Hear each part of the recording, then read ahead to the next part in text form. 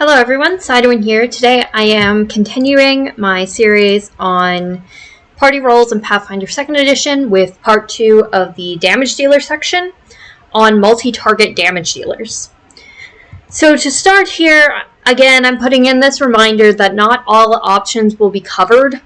This video will actually hit more of them than the other videos because I'm slightly simplifying. Quite simply because there's a lot of options, and I'm trying to make it not a mammoth-sized video, but it still won't cover every option in depth. So really, with a multi-target damage dealer, you have two methodologies.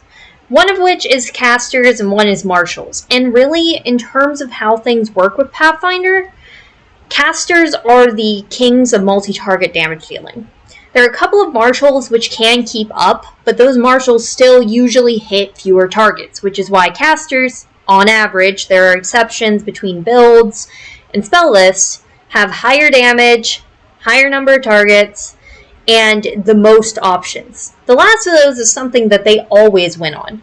Casters always have more options than marshals, because their options are typically more limited, whereas marshals get more uses of the same abilities. As such, the main con of playing a caster is limited use abilities, their spell slots.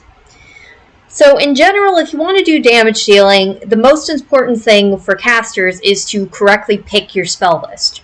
Technically, you can make a damage dealer with any spell list by using certain options, but in general, the primal spell list and the arcane spell lists are by far the best. Depending on the person, they'll recommend primal or arcane one over the other, because the two have different secondary focuses. Primal's secondary is they have a good bit of support, like for instance they have the heal spell, whereas arcane's secondary is really everything else. Like the arcane spell list can do pretty much everything except healing. It does not have any healing spells. And then the second best choice after those two is occult, and you can technically build a damage dealer with it, but again, it's not intuitive, so I don't recommend it.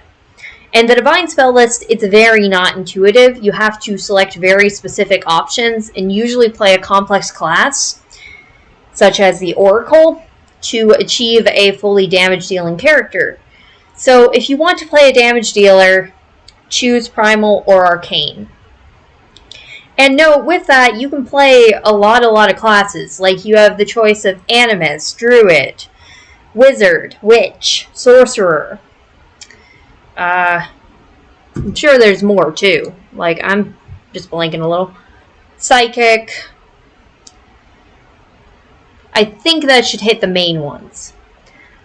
But in general, if it's a caster class, it probably has the option of one of those lists. So then on the martial side of it, it's a little less effective, but sometimes the marshals can have more staying power. For instance, the kineticist abilities are infinite use, although they have fewer of them. The best option if you're playing kineticist to get damage is to pick a fire kineticist, because the fire element has a lot of damage dealing. In fact, it's its main focus. Another option for a martial multi-target damage dealer is the inventor. They have an ability that makes their invention explode, dealing AoE damage. So if you pair it with a minion type character, it can be a good option. But again, the inventor is a more complex class. And then the last one here is the alchemist, but if you're a new player, I do not recommend playing Alchemist unless you are absolutely eager to read through a list of 50-some options and pick a couple each day. It's really intimidating, so I would explicitly say don't play Alchemist. If you want something similar to an Alchemist, I would suggest choosing a primal or arcane spellcaster, likely arcane, and just reflavor it to using some type of like runes or alchemy or something like that. Just reflavor something that will not give you a headache. And at the end here, I'm going to highlight one specific class which can be very good for new players.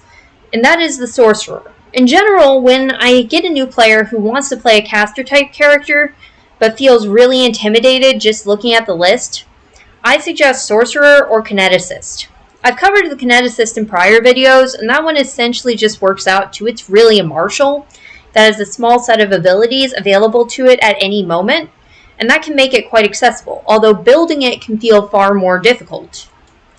The Sorcerer, meanwhile, is, I would say, one of the most straightforward casters in the game, after a couple of the non-damage dealing casters. And there's a few reasons for that.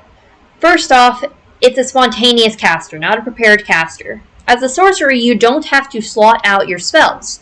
You just have a short known list. And that can be useful for new players because if you're leveling up only every 4 to 6 sessions, which is the typical, then you have 4 to 6 sessions without having the list of spells available to you change.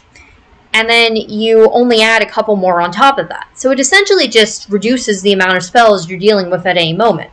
Whereas if you're playing a prepared caster like a cleric, I'm using the cleric as an example due to familiarity, it is not a damage dealer, then you will have 30 to 40 some options to fill each of your slots, which can get far more complex than simply having a short list that you know.